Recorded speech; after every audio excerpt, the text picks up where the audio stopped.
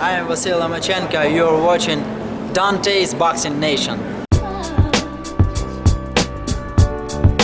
DONTAE'S Boxing Nation. I'm over here on the phone with the man, Virgil Hunter. How you been, man? I've been fine, Dante. You been okay? I've been good, man. Trying to hustle and grind like you, man. So, what was your thoughts on the Golovkin versus Kell Brook fight? Did it turn out the way you thought it would? You know, to be honest, I didn't really go deep enough to say who would win. I mean, logic says Golovkin win, you know. So I kind of left it at that. But, you know, Brook brought some surprises into the fight, you know, able to land 2 or 3 punches at a time and seemed to be quite successful. I don't know if the eye injury, you know, prevented him from doing this the duration of the fight, or would the fight have turned into his favor?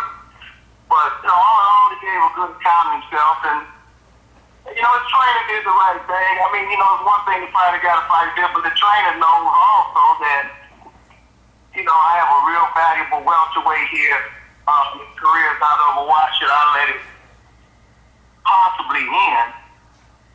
You know, in a fight where it's obvious that he's hurt now.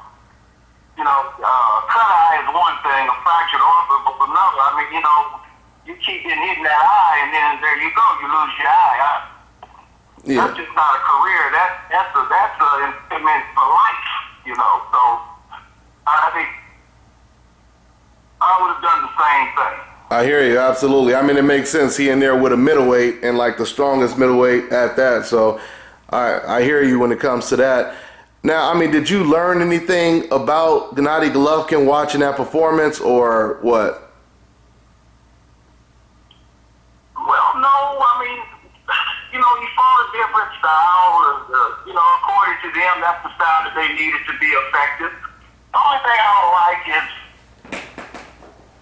anybody in boxing knows that even if I'm a middleweight, if I let a strong welterweight hit me and he is in the right spot, he can do some damage. So, and then I'm not going to let you hit me 2 or 3 times. I mean, but the question is, how do you let a fighter hit you? I mean, what do you do? Do you put your head down, stick your head out there, or are you saying that you knew the exact time he was going to hit you? Or, I mean, I don't get it myself. So that's a new one to me. I hope to learn more about that system, you know, and how it works, because it's new to me. How do you let somebody just hit you, you know? But it is what it is. Yeah. I'm not nobody on that position to question it, you know? Yeah, it sounds to me like, you know, someone is in denial, you know, when it comes to the defense aspect, but, you know, I guess that's what it is. Well, I mean, that's kind of like what I would have, you know, look, you know, I got to tighten up on my defense. He's hit me 2 or 3 times once, you know, so, I mean, there's nothing wrong with that. He's a fast kid, you know, he's a welterweight, you know, hey, you know, I wish my defense would have been better, but, you know, he's a welterweight, he's fast, so you're not going to get out the way of everything. I mean, that sounds logical to me, but like I said, who knows? Yeah, I mean, Virgil, does it surprise you that so many fighters after that performance, and even before that performance, but I would have thought that once Ward moved up to 175, no one would even bring up Ward's name, but I done heard Anthony Joshua, Julio Cesar Chavez, Ruslan Provodnikov, Gabe Rosado, and the list just goes on and on. Everyone is saying they want to see Golovkin fight the winner of Ward versus Kovalev. And then some people are even saying this is the reason why. Gabe Rosado said, now we know why Golovkin never fought Andre Ward. I mean, what do you think about them saying that? Well, you know, that's his opinion, you know, and from what he sees. I mean, believe me, I understand what he's saying. Although, you know, you never can really predict the dynamics of a fight.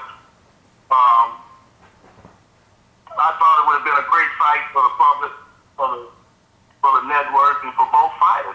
That's just how I felt about it. So, if that's the case, then so be it. I mean, you know what, Deontay, they don't tell me to my face or they don't say it outright. You know, you just kind of lay back and just roll with it, you know? Yeah. You know, I had a conversation with Abel Sanchez the other day, and I asked him that exact question.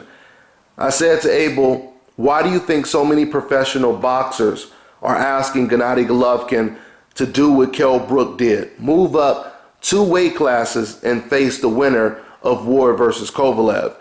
And Abel Sanchez, he responded by basically asking me a question. He said, well, how many middleweights have they ever asked to do something like that? Now, at the time, I was thinking about Floyd Mayweather moving up 5 weight classes. I was thinking about Pacquiao moving up 8 weight classes. So I brought up Mayweather.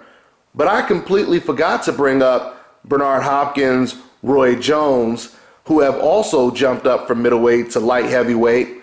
On top of that, me and Abel Sanchez, we had already had a conversation by way of text before that, where I actually sent Abel Sanchez a link of Bernard Hopkins saying it himself. He was saying in the link, I jumped up 2 weight classes, fought Antonio Tarver. How come Golovkin can't do the same thing? So I sent that to Abel Sanchez before we even had that interview. But Abel Sanchez, he still said not too many middleweights have done that. What do you think of Abel Sanchez saying that? Well, James Toney did it also. Yeah, that's right. James Toney. He great light heavyweight. The body snatcher did it. Yeah. He started at 150, but ended up light heavyweight. Bobby Chaz did it. So a few have done it, you know. Yeah, and you know. And there's a difference. To justify the fight,